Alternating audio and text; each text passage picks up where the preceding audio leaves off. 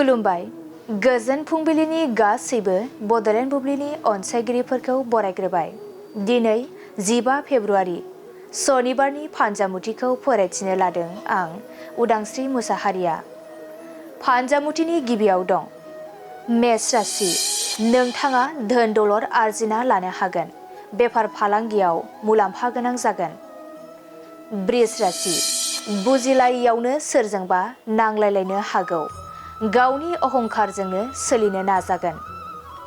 मिथुन राशि। नखरनि खामानियाव नांथाबना थानो गोनां जागोन। देहाखौ जोबोरैनो खस्थ' मोनखांगोन। कर्कट राशि। सुथुर जालायना थानाया जोबस्रांलांगोन। सानैनि गेजेराव गोरोबलायना मिनिखुसि थानो हागोन। सिंह राशि। सांग्रांथिजों खामानि मावाब्ला गासैबो जोबस्रांलांनो हागौ। उन दाहाजोंनो साना बारलांगोन। कन्या राशि। हरखाब खैफोदाव गोग्लैनायनिफ्राय रैखा मोनगोन। गोदान मिजिं लाना आगान सुरलांगोन। तुला राशि। नोंथाङा दाय मावफ्लांना बदनाम मोनगोन। गुबुननि गाज्रि नोजोराव गोग्लैगोन। वृश्चिक राशि। नंखाय बाथ्रानि थाखायनो मुं गोसारगोन। नोंथाङा बयजोंबो बाथ्रा सावरायजागोन।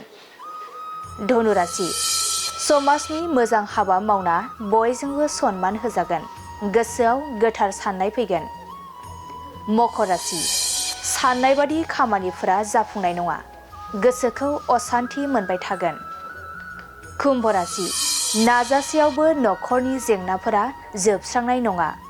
गोबां दुखु दाहा सहायनांगोन। मीन राशि। गोबाव समनि थांखि लानायाव जाफुंसार जानो हागौ। रंजा खुसिनि सान जागोन। दिनै सानसेनि राशि फरायथिनायाबो एसेनोसै। आसा खालामो नोंथांनि दिनैनि साना मोजाङै मोजां थांगोन। बेखौ बड'लेण्ड बुब्लि नखरनिफ्राय मिजिंथिबाय। गोजोन्थों।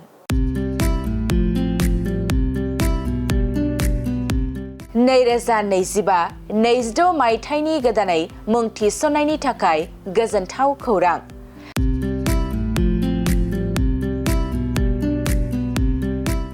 क'क्राझार सहरनि साखाथियाव थानाय थिथागुरि मानास पाब्लिक स्कुला गुन गोनां सोलोंथाइ बोसोरनि नार्सारिनिफ्राय थाखो 9 सिम फरायसा फरायसुलिफोरनि गोदानै मुं थिसननायनि खाबुफोर होगासिनो दं।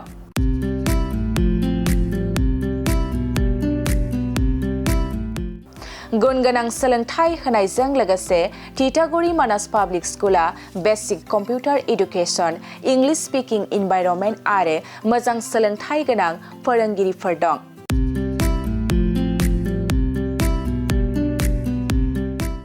आरो फरायसा फरायसुलिफोरनि थाखाय सोलोंथाइ लानायजों लोगोसे यगानि खाबुबो दं।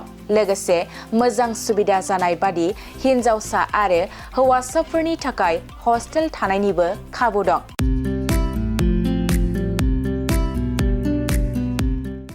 बेनिखायनो नोंथाङाबो नोंथांनि गथ'खौ गोदानै मुं थिसनोब्ला थिथागुरि मानास पाब्लिक स्कुलाव मुं थिसननो हागोन। नोंथाङा आबुङै मिथिबावनो थाखाय 6000853288 6000489621 आरो 9101008849 जानबुं नाम्बाराव खौरां लाहरनो हागोन।